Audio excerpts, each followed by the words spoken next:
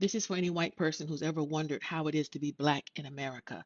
I'm not sharing this for your empathy or for your guilt. I'm just sharing my truth as a black person. First of all, everyday racism isn't always loud, you all. It's subtle. It's daily. It's the weight we carry, even in silence. Um, it's walking into a store and being watched when your white counterpart not even being followed. It's sitting in a meeting or a boardroom and being talked over, or then having your idea repeated by a white person, and then he or she gets the credit, right? Or is knowing your name on your resume may get overlooked before even your qualifications are seen because your name might seem too ethnic or too black. Yeah. Or is smiling when we don't want to, code switching just to stay employed, and swallowing microaggressions so you're not uh felt you white folk don't feel uncomfortable and we aren't labeled as difficult. Yeah. The code switching with women, a lot of times we have to change our hair to make it fit your image of beauty because we may not seem deemed employable in certain careers if we wear our own hair. Yeah.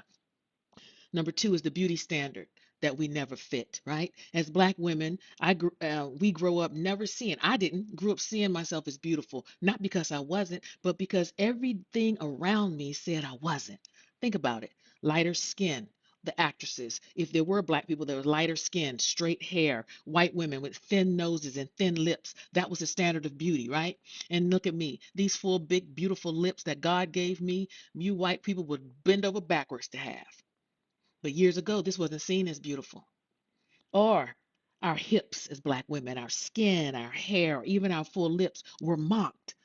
They were ignored or stolen and praised only when white women wore them. Oh yeah, when J Lo, a non-black woman, or started have showing her tail, and the truth be told, her butt really was not that big and ample.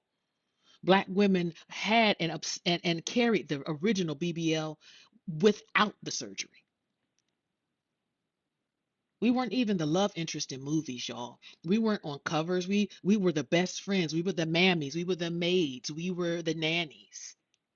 It took me years to even believe that I was beautiful, that I didn't have to fit into a white mold to be worthy of love, admiration, and attention.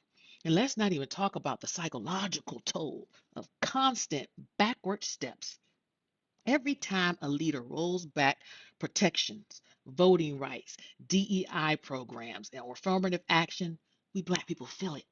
We feel it because our forefathers fought and died and marched and were imprisoned in water holes, and dogs chased and bit them for that freedom, only for a racist white America to roll it back. We feel like our progress is always conditional. Like every step forward comes with a slap that says, not too far now, buddy. Yeah, it's emotionally and psychologically exhausting to watch laws, policies, and movements that were built on our blood, sweat, and tears just evaporate because someone felt diversity went too far. It's like building a house brick by brick only to have someone come by every few years and knock down the walls with a smile and a pen. Oh, and this is a trauma that really sticks with me. The trauma of watching the first black president be so disrespected. I'll never forget what it felt like to witness the first black president of the United States and the vitriol he and his wife endured. Not political disagreement, that's normal. I'm talking about pure, unadulterated, evil, demonic hate. The monkey memes, the lies about his birth certificate, the way Michelle was called everything but a child of God. And they were graceful, dignified, intelligent, well educated, brilliant, and still not enough. Mm, still other, still not really American to so many of y'all. If that wasn't enough, what does that say about the rest of us? Huh? What you need to understand, it isn't just about policies. It's just not about racism. It's about humanity, y'all. We black folk, we tired. We are tired of proving we're not a threat, and that's why we're sitting back, y'all. See, the beautiful thing is this is our time of harvest. Yeah. See, even the Bible Yeah, yeah, the Bible that you white evangelicals and white nationalists love so much. Yeah, the same Bible that you KKK members hold so dearly to you, so affectionately. Well, the Bible says that there's something called seed, time, and harvest. Yeah. See, our forefathers, even before 1619, planted seeds, and time has gone by, and now it is harvest. So we as black folk, we sitting back right now because it's our season. We're tired of having to be perfect to be accepted. We're tired of smiling through our pain so you don't feel uncomfortable.